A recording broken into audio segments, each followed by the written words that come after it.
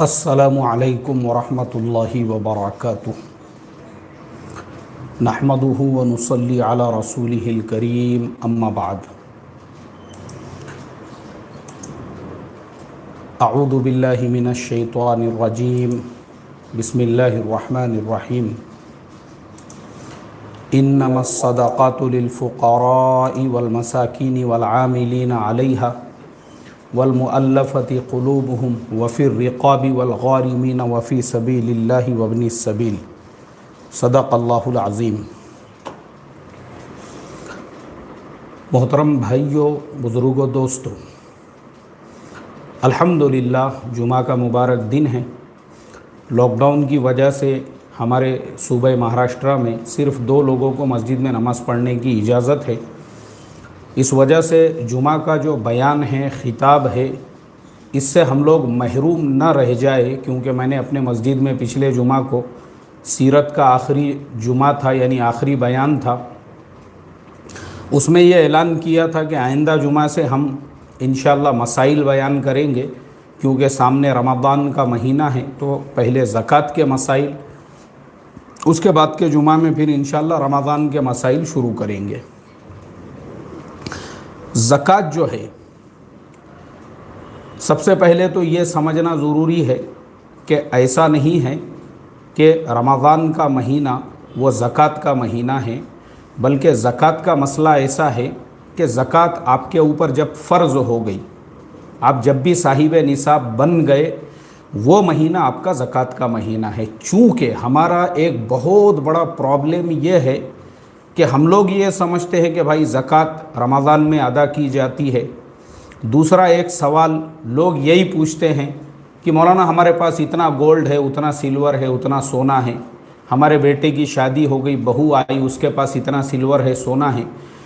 मतलब ये है कि मुसलमानों ने सिर्फ़ ये समझ रखा है कि जो औरतों के पास में ज़ेवरात है, बस उसी के ऊपर ज़कात है, सोना चांदी है, बस उसी के ऊपर ज़कात है। इसलिए आज का ये हमारा ज़कात का बयान इतना अहम है। मेरी आप तमाम लोगों से दरख्वास्त है, इसको पूरे ध्यान से सुनो, तवज्जो से सुनो, इंशाअल्लाह ज़कात का पूरा कंसेप्ट आपका क्लियर हो जाएगा। सबसे पहले ये समझते हैं कि ज़कात किस पर फ़र्ज़ है और कितने अमाउंट पर फ़र्ज़ है। हर वो आदमी जिसके पास में ये 4 मालों में से कोई एक माल निसाब को पहुंचता है, या चारों को मिलाकर वो निसाब को पहुंचते हैं, सोना, चांदी, अमवाल तिजारत और सोना, चांदी, अमवाल तिजारत और कैश, ये 4 अमवाल हैं जिनके ऊपर ज़कात फ़र्ज़ है। सोने की जो मिक़दार है वो है 7.5 तोले सोना हमारे आज के ज़माने के हिसाब से, और चांदी की जो मिक़दार है वह है 52.5 तोले चांदी। अल्लाह के नबी सल्लल्लाहु अलैहि वसल्लम के ज़माने में 7.5 तोले सोने और 52.5 तोले चांदी का जो वैल्यूएशन होता था वो सेम था, वो उतना ही शुमार होता था। इस वजह से उन दोनों को निसाब करार दिया गया, यानी उनकी उतनी मिक़दार को। अब हमारे ज़माने में क्या हो गया है कि चांदी अपनी जगह पर है, लेकिन सोने का रेट बहुत ज़्यादा बढ़ गया। अब सोने का रेट बहुत ज़्यादा बढ़ गया तो इसका मतलब ये नहीं है कि किसी के पास में अगर 7.5 तोले सोना है तो ही उसके ऊपर ज़कात फ़र्ज़ होंगी, ऐसा नहीं है। बल्कि अगर किसी इंसान के पास 1 तोला भी सोना है और उसके साथ 100 रुपये भी उसके पास में कैश है, तो वो कैश को वो सोने से मिलाया जाएगा। 1 तोला भी उसके पास में चांदी है, वो चांदी को मिलाया जाएगा। और 1000 रुपये का भी अगर सामान तिजारत है तो चारों को मिलाकर उनका हिसाब किया जाएगा, और ये देखा जाएगा कि जो निसाब की रकम बनती है 52.5 तोले चांदी के एतबार से। अब 52.5 तोले चांदी की कीमत क्या है आज के मार्केट रेट के हिसाब से, तो मैंने अभी उसके सारे रेट्स निकाला हूँ। तो आज 9 अप्रैल सन 2021 को, यानी 26 शाबान सन 1442 हिजरी। आज चांदी का रेट है इंडिया के मार्केट के हिसाब से 67,500 रुपीज़, जो ए ग्रेड की चांदी है, एकदम A1 क्लास की चांदी है। उसका आज का रेट 1 किलो का 67,500 रुपीज़। अब हम उसको 52.5 तोले में अगर डिवाइड करते हैं तो 52.5 तोले के एतबार से वो चांदी की कीमत होती है तकरीबन 35,000 रुपये, और उसमें से हम और 1,000 कम करेंगे, यानी 67 हुआ और 500 हुए, तो ये दोनों को करते हैं अगर हम डिवाइड तो वो होता है 33,075 रुपीज़। लेकिन हम उसको जो है आज के निसाब के हिसाब से अगर गिनते हैं तो मान लो तकरीबन 34,000 रुपये होते हैं। तो आज का जो मार्केट वैल्यूएशन है जिसको साहिब निसाब बनने के लिए और जिसके ऊपर ज़कात की फ़र्जियत के लिए, वो है 34,000 रुपये। 34,000 रुपीज़ का अगर आज कोई मालिक है, कोई मालिक यानी जो जिस दिन भी उसके पास इतना पेमेंट आज के हिसाब से आ जाता है वो उसी दिन साहिब निसाब बन गया। अब हम इस पे बात करते हैं कि भाई ज़कात जो है हमारे यहाँ पे जो आम तौर पे मामूल बना हुआ है रमज़ान में, और सिर्फ सोना चांदी, तो ज़कात सोने चांदी की नहीं बल्कि ये चारों अमवाल है ज़कात के। सोना भी है, चांदी भी है, सामान तिजारत भी है और कैश है। ये चारों जो है आपके पास, ये चारों जो चीज़ें हैं, ये चारों चीज़ों का आप कैलकुलेशन करेंगे और आप जिस दिन भी ये चारों को मिलाकर भी अगर आप साहिब निसाब बनते हैं, जैसे मिसाल के तौर पे आज 26 शाबान है और एक आदमी जो है आज 26 शाबान को उसने हिसाब किया कि भाई मेरे पास बैंक के अंदर जो है 15,000 रुपये मेरे पास में मौजूद है जिसकी मुझे ज़रूरत नहीं, वो 15,000 रुपये है।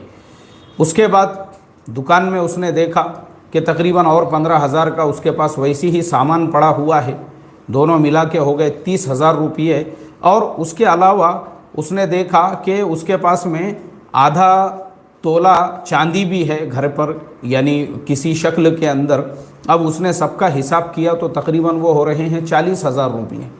अब ये तो साहिब निसाब हो गया। तो जिस दिन मान लो 26 शाबान को अगर कोई साहिब निसाब हुआ है तो आज से उसके ऊपर ज़कात फ़र्ज़ हो गई, आज उसके ऊपर ज़कात फ़र्ज़ हो गई। अब आज उसके ऊपर जब ज़कात फ़र्ज़ हो गई तो उसने अपने पास में ये लिख कर रखना चाहिए डायरी के अंदर कि भाई आज 26 शाबान को मैं, क्योंकि हमारा इस्लामिक महीने के एतबार से जो है हिसाब किताब होता है ज़कात का, तो 26 शाबान को मैं साहिब निसाब बन गया और 40,000 रुपये आज मेरे पास में जो है मौजूद है। अब वो हिसाब करेंगे कि 40,000 का 40वां हिस्सा, यानी उसका 2.5% कितना होता है जो मुझे ज़कात निकालना है, तो 40,000 का जो 40वां हिस्सा है वो होते हैं 1,000 रुपये।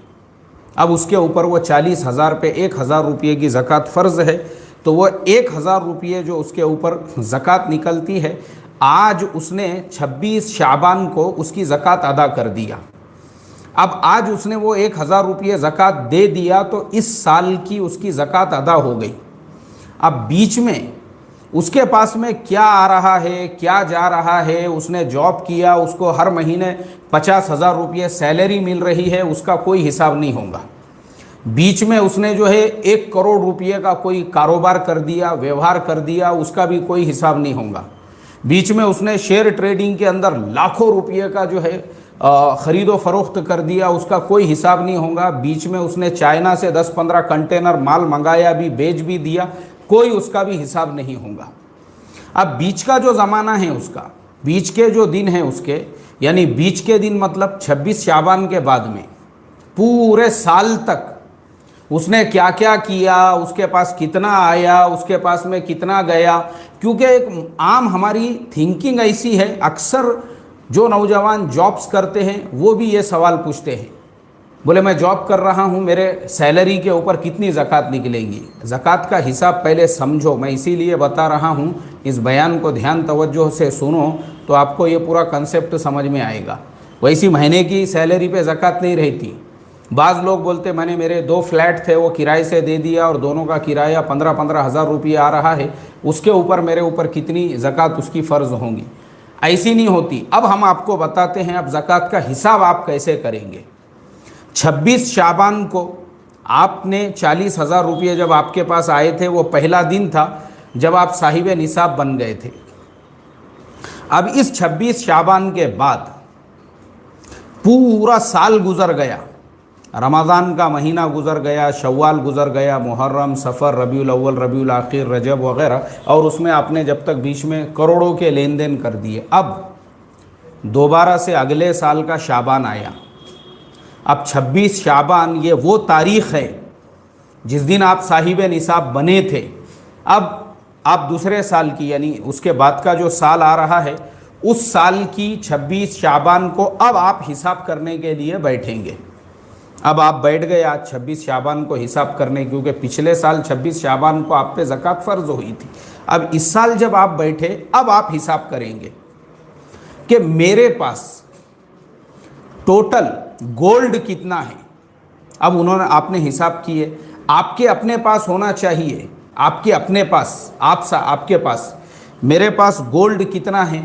गोल्ड आपके पास में निकल गया मिसाल के तौर पे 1 लाख का। सिल्वर कितनी है, 50,000 की, 1.5 लाख रुपये हो गए। फिर अब आपको हिसाब करना है कि मेरे 2 फ्लैट जो है मैंने रेंट से दिए हुए हैं, तो वो जो दोनों फ्लैट है मेरे, अब इसमें भी एक चीज़ याद रखो, सामान तिजारत जो होता है यानी बेचने का जो सामान होता है उसमें, और जो आपने अपने लिए ख़रीदा है, जैसे 2 फ्लैट आपने इसलिए ख़रीदे कि भाई मेरे बच्चे हैं आगे उनको काम आएंगे, लेकिन अभी किराए से दे दो, अभी आपने उनको किराए से दिया हुआ है, तो चूँकि वो आपकी बेचने की नीयत नहीं है, इसलिए अब वो जो दोनों फ्लैट्स का जो किराया आ रहा है, आप उसका हिसाब ऐसे करेंगे कि भाई वो किराए में से अभी बचे कितने हैं कैश में, बैंक बैलेंस कितना है आपके पास में। आपने बैंक बैलेंस में हिसाब किए तो वो जो दोनों फ्लैट थे उनके रेंट का भी उस बैंक बैलेंस में जा रहा था। आप जॉब करते हैं, आपके सैलरी अकाउंट में भी ये सब टोटल मिला के उसमें आपके जो है 5 लाख रुपये पड़े हुए हैं। वो 5 लाख रुपये और ये आपके जो आपने कैलकुलेशन किए थे 1.5 लाख का, ये 6.5 लाख रुपये आपके हो चुके हैं।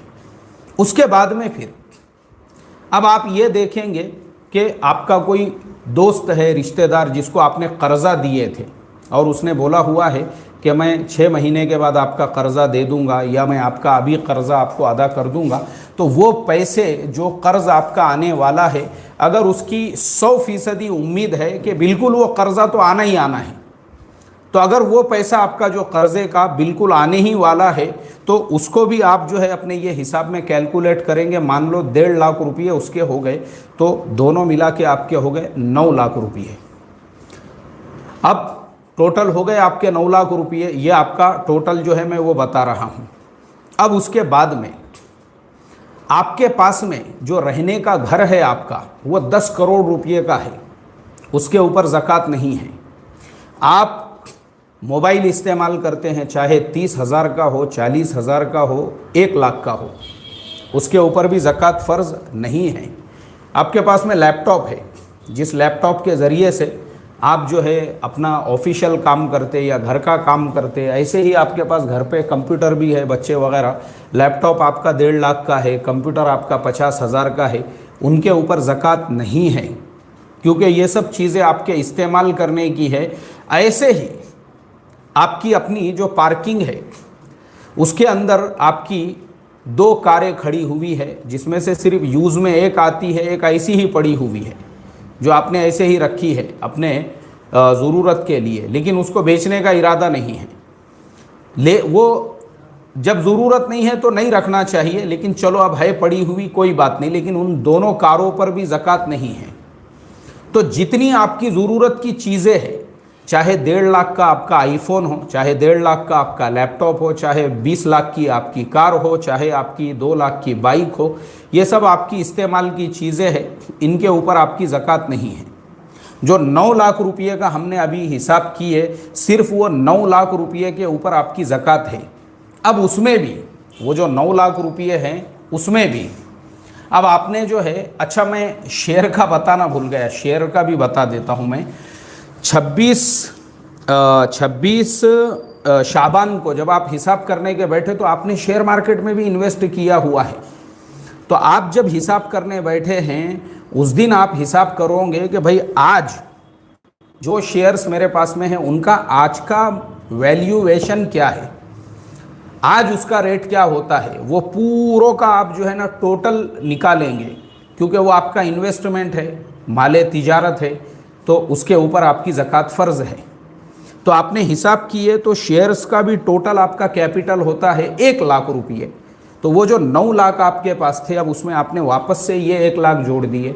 अब टोटल आपके कितने हो गए? अब आपके हो गए हैं 10 लाख रुपये। टोटल आपका जो है हिसाब किताब जो किए ये टोटल आपके हो गए 10 लाख रुपये। इसी तरह से जो पीएफ अकाउंट में जो आपका पीपीएफ अकाउंट है आपके कंपनी में जहाँ पे आप जॉब करते हैं और उसमें हर महीने आपका एक अमाउंट जो है वो डिडक्ट होता है, उसके ऊपर ज़कात नहीं है। एक बात याद रखो, जो अमाउंट आपकी कंपनी अपने मर्ज़ी से जो गवर्नमेंट रूल के हिसाब से डिडक्ट करती है उसके ऊपर आपकी ज़कात नहीं है। लेकिन अगर आपने एप्लीकेशन दिया कि भाई हर महीने मेरे जो है 10,000 डिडक्ट होते हैं उसको 15,000 किया जाए, तो जो 5,000 आपके एक्स्ट्रा उसमें डिडक्ट होंगे फिर उसका आपको हिसाब करना पड़ेगा कि वो कितने हुए और उसकी ज़कात रहेंगी। लेकिन जो 10,000 ऑटोमेटिकली डिडक्शन हो रहा है उसके ऊपर आपकी ज़कात नहीं है। उसके ऊपर आपकी ज़कात कब होंगी? जब वो पूरा पेमेंट आपके कब्ज़े में आ जाएगा और उसके बाद जिस साल आप हिसाब करने के लिए बैठोगे उस वक्त में आपको उसको कैलकुलेट करना पड़ेगा। एक चीज़ ये याद रखो। तो अब आपके पास में ये जो टोटल पेमेंट था आपका ये हो गया है 10 लाख। इसी तरह से जो भी चीज़ें आपने इन्वेस्टमेंट के हिसाब से रखी हुई है, जैसे आपने कहीं पे जो है एक आधा फ्लैट ये नीयत से ख़रीदा कि भाई रेट बढ़ेगा तो मैं इसको बेच दूंगा, तो वो आपका सामान तिजारत है, वो पूरे फ्लैट का भी रेट आपको उसमें मिलाना पड़ेगा। 15 लाख का फ्लैट है तो आपके 10 लाख में फिर आपको वो 15 लाख को भी जो है ऐड करना पड़ेगा, क्योंकि फ्लैट आपकी बेचने की नीयत है, वो आपको रखने की नीयत नहीं है। ये चीज़ याद रखो। जिसमें भी आपकी बेचने की नीयत है, आपने गांव में जो है 2 प्लॉट ख़रीद के रखे और ये नीयत की है कि मैं उसको भी बेचूंगा, तो अब वो जो 2 प्लॉट है आपके जो आपने बेचने की नीयत से ख़रीदे थे वो भी अगर 5-5 लाख के हैं तो वो 10 लाख का भी आपको जो है हिसाब करना पड़ेगा इसके अंदर। तो ऐसा टोटल जो आप हिसाब करोगे तो आपका मान लो सारा का सारा जो हिसाब किताब है वो हो जाता है 50 लाख का। यानी 50 लाख रुपये जो है आपके ऊपर 50 लाख रुपये का आपका टोटल कैपिटल बन रहा है। लेकिन फिर ऐसा हुआ कि आपको किसी का कर्ज देना है, मिसाल के तौर पे आपको किसी के पैसे देना है 5 लाख रुपये और आपने किसी से बैंक का अगर आपका लोन चल रहा है, चाहे वो आपका होम लोन हो, चाहे आपका पर्सनल लोन हो, चाहे वो आपका कार लोन हो, लोन तो आपका जो है 5 साल का है, 10 साल का है, लेकिन जो साल भर में आपको बैंक को पेमेंट करना है आप उसका भी कैलकुलेशन करके उसको भी रिड्यूस कर सकते हैं अपने ये कैपिटल में से। मिसाल के तौर पे आपने जो है 50 लाख का फ्लैट ख़रीदा था, अब वो 10 साल आपको देना है, लेकिन 1 साल के आपको 5 लाख जो है उसको पे करना है। तो ये पहला आपका जो हिसाब आया 50 लाख का, इसमें से आपने 5 लाख तो लोगों का कर्जा देना था वो अलग किए। अब ये जो 5 लाख थे आपको जो बैंक के साल भर में देना है, ऐसा नहीं है कि वो जो है यानी 10 साल का आप हिसाब करोगे तो फिर तो ऐसा होगा कि खुद आप ज़कात के मुस्तहिक बन जाएंगे। फिर ऐसा होगा, फिर तो ये जो जितने बड़े बड़े बिल्डर जिनके 200-200 करोड़ के प्रोजेक्ट चल रहे हैं फिर तो वो भी जो है ज़कात के मुस्तहिक निकलेंगे अगर ऐसा हिसाब करेंगे। तो वैसा हिसाब नहीं करेंगे, सिर्फ 1 साल में आपको उनको जो पेमेंट करना है 5 लाख, आप उसको भी उसमें से डिडक्ट करेंगे। तो इस एतबार से 5 लाख तो लोगों को देना था, 5 लाख जो है आपके ये है, ये दोनों मिलाकर टोटल जो है 10 लाख रुपये आपके 50 लाख रुपये में से रिड्यूस हो गए, वो डिडक्ट हो गए। अब 40 लाख रुपये उसके ऊपर आपकी ज़कात फ़र्ज़ है। अब 40 लाख रुपये में से अब आप हिसाब करेंगे कि भाई 40 लाख में मुझे ज़कात कितनी देना है, तो ज़कात आपको देना है 40वां हिस्सा। 40वां हिस्सा मतलब 2.5%। तो 2.5% के हिसाब से 40 लाख पर आपकी ज़कात कितने लाख की निकलेंगी? 1 लाख रुपये। अब 1 लाख रुपये आपको ज़कात अदा करना है। अब ज़कात जो है 1 लाख रुपये आप अदा करेंगे तो वो 1 लाख रुपये की जो ज़कात है, अब आप किसको अदा करेंगे? मुस्तहिक़ ज़कात कौन है? अब जिसको देना है वो हम कैसे तलाश करेंगे? तो शरीयत ने उसका भी आसान तरीक़ा ये बताया है कि जो मुस्तहिक़ ज़कात है वो ख़ुद भी साहिब निसाब ना हो। साहिब निसाब मतलब ये जो 4 चीज़ें हैं जो हमने बताए हैं, जो सोना है, चांदी है, सामान तिजारत है, कैश है, इसके अलावा जो शरीयत ने जो मुस्तहिक़ ज़कात है उसके लिए एक और चीज़ ऐड की है कि गैर मुस्तअमल सामान, यानी ऐसा सामान जो उसके वहाँ इस्तेमाल नहीं होता है लेकिन वो भी इतना ज़्यादा है कि अगर उनको जोड़ा जाए तो वो साहिब निसाब बन जाए। ये 5 चीज़ों को उसमें देखा जाएगा। फिर उसके बाद में जो है उसको ज़कात के लिए, यानी वो मुस्तहिक़ ज़कात तब बनेगा। अब हमारे यहाँ पे उमूमन क्या होता है कि हम लोग बराबर से तहक़ीक़ नहीं करते हैं जिसको देना है। उसमें सबसे पहली हम प्रायोरिटी अपने रिश्तेदारों को देंगे। सगे भाइयों को आप ज़कात दे सकते हैं, सगी बहनों को आप ज़कात दे सकते हैं अगर वो मुस्तहिक़ है तो।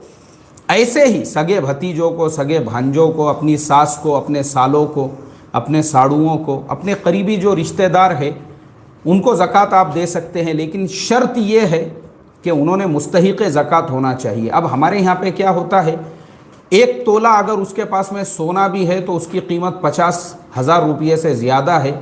2-4 तोले चांदी है तो वो कम से कम 10 कुछ हज़ार की हो जाएंगी। फिर उसके पास कुछ कैश है। अब हमारे यहाँ पे मैंने ख़ुद ये चीज़ देखा हूँ, जो लोग मांगते हैं, ज़कात के पैसे मांगने के लिए आते हैं, उनके पास में 2-2, 3-3 तोले सोना होता है। अब आप मुझे बताओ, ऐसी बेवा जिसके पास खुद 5 तोले सोना है और जिसके वो उसके बेटे ने बोले मेरे पास में 2-2 प्लॉट भी पड़े हुए हैं। भाई काय के लिए है प्लॉट? तो प्लॉट इसलिए है ताकि ज़रूरत पे काम आ सके। तो अभी ज़रूरत पड़ रही है, यानी भीख मांग के खाना गवारा है आपको, लेकिन वो जो प्लॉट लेकर डाले हुए हैं वो बेचना गवारा नहीं है, कब्र में ले जाने का है उसको। या जो सोना है, सोना में आप देखोगे आपको अक्सर भीख मांगने वाले ऐसे मिलेंगे जिनके आपको सोने चांदी के जेवरात में आपको वो नज़र आएंगे। तो पता ये चला कि ये मुस्तहिक़ ज़कात नहीं है। ये इनके पास खुद प्लॉट है, इनके पास में खुद जो है यानी वो बेचने की नीयत से लिए हुए प्लॉट है, इनके खुद के पास में सोने चांदी के जेवरात है, ये खुद जो है। तो फिर इसके बाद में मुझे आप बताओ ना, इनके घरों में बर्तन है, बर्तन बड़े बड़े जो तांबे के बर्तन हैं और ऐसे फजूल बर्तन हैं जिन सबको अगर जोड़ा जाए और उनको बेचा जाए तो पता ये चले कि भाई वो खुद जो है फिर साहिब निसाब बन जाएंगे उसकी वजह से। तो ये मुस्तहिक़ ज़कात नहीं है। मुस्तहिक़ ज़कात वो है ना जिसके पास सोना है, ना जिसके पास चांदी है, ना जिसके पास सामान तिजारत है, ना जिसके पास कैश है, और ना ही जिसके पास ये चारों को भी अगर जोड़ा जाए तो वो साहिब निसाब बन सके, इतना भी नहीं है उसके पास में। वो है रियल के अंदर मुस्तहिक़ ज़कात, जो बेचारा जिसके घर को खाने को नहीं है, परेशान हाल है। आपको ऐसे अगर आप तहक़ीक़ करेंगे तो आपको ऐसे हज़ारों मिलेंगे, हज़ारों मिलेंगे आपको जिनके घरों पे आज चूल्हे नहीं जल रहे हैं, जो ख़ुदकुशी के दहाने पे पहुंच चुके हैं। ऐसे लोग असल में मुस्तहिक़ ज़कात है।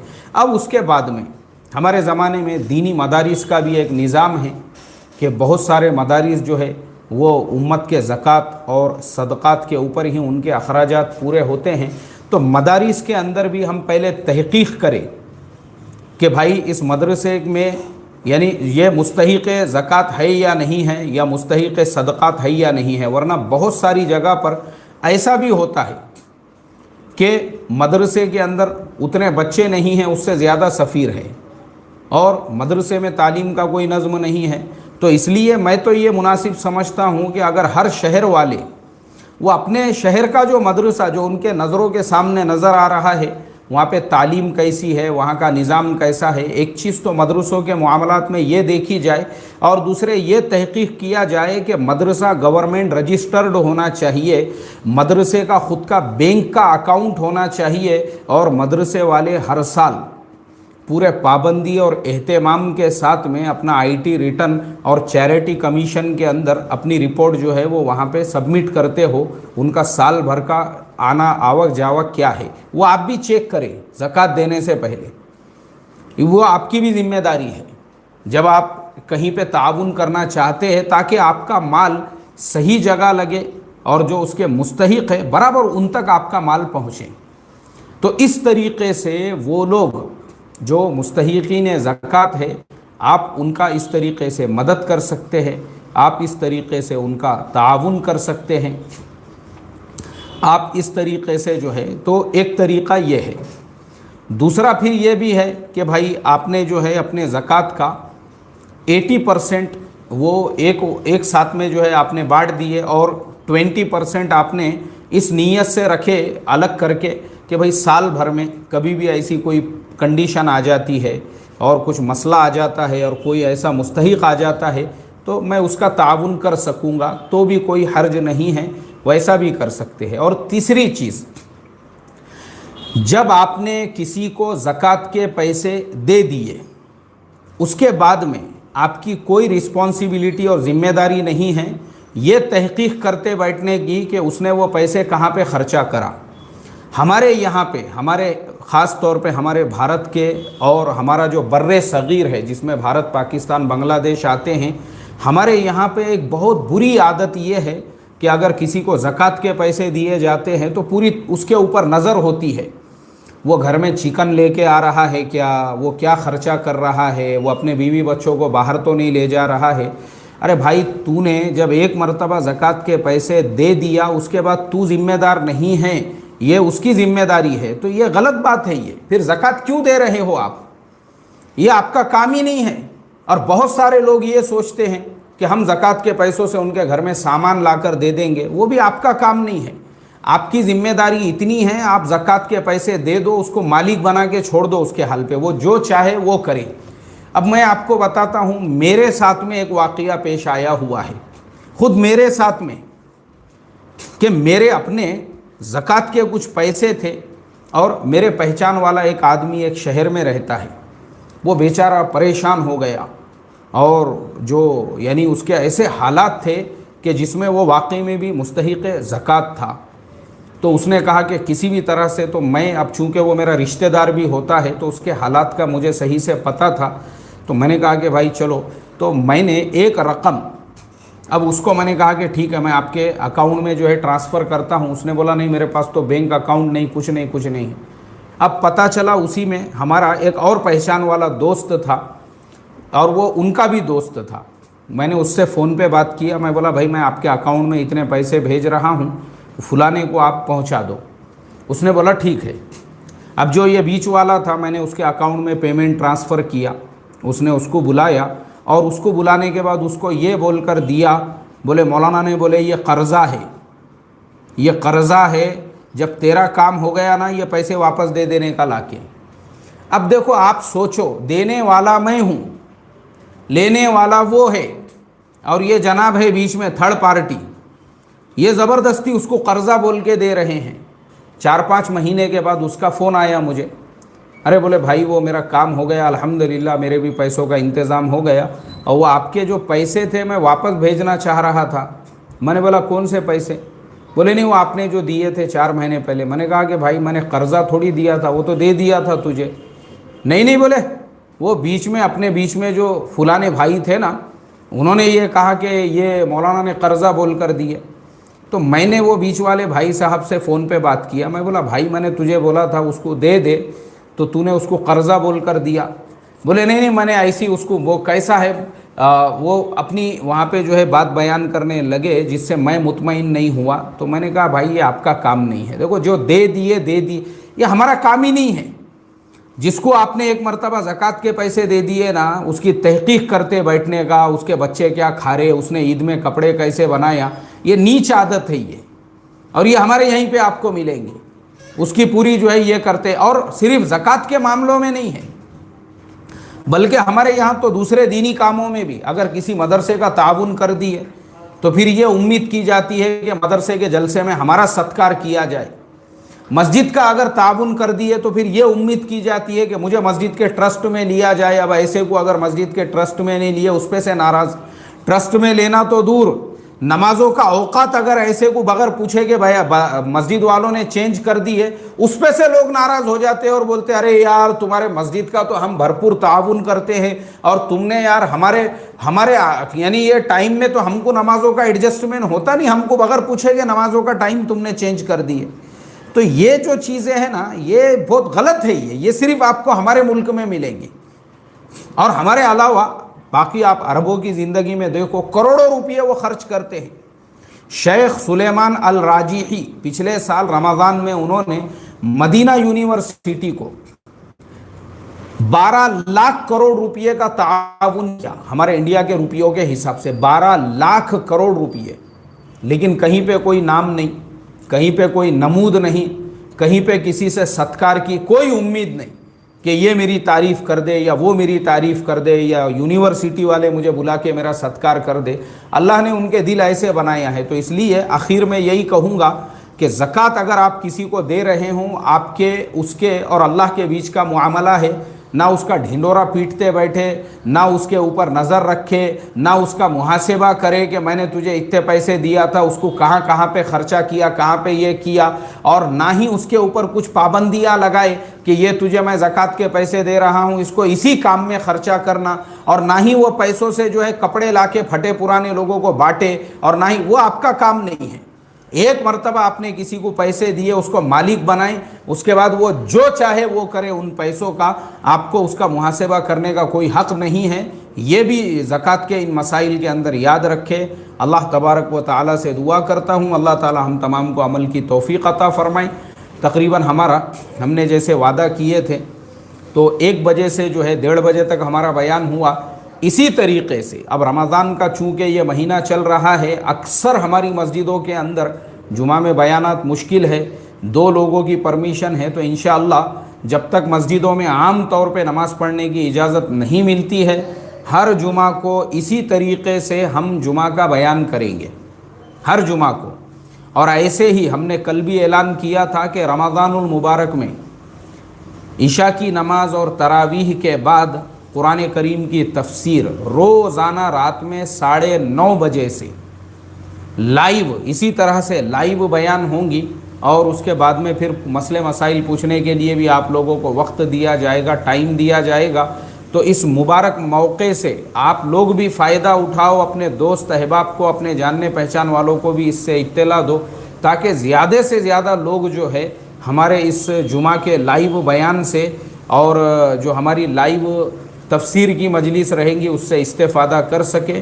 बस अल्लाह ताला से यही दुआ करता हूँ, अल्लाह ताला इस मोहलिक बीमारी से पूरे इंसानियत की हिफाजत फ़रमाएँ, अल्लाह हम तमाम को इससे नजात अता फ़रमाएँ, और अल्लाह तबारक व तआला हमारे मस्जिदों को दोबारा आबाद फ़रमा दे, और अल्लाह तबारक व तआला जितने भी लोग बीमार हैं और दवाखानों में हैं उनको सेहत कामिला अता फ़रमाएँ। अस्सलामु अलैकुम व रहमतुल्लाहि व बरकातुहू व आखिरु दावाना अनिल हम्दुलिल्लाहि रब्बिल आलमीन।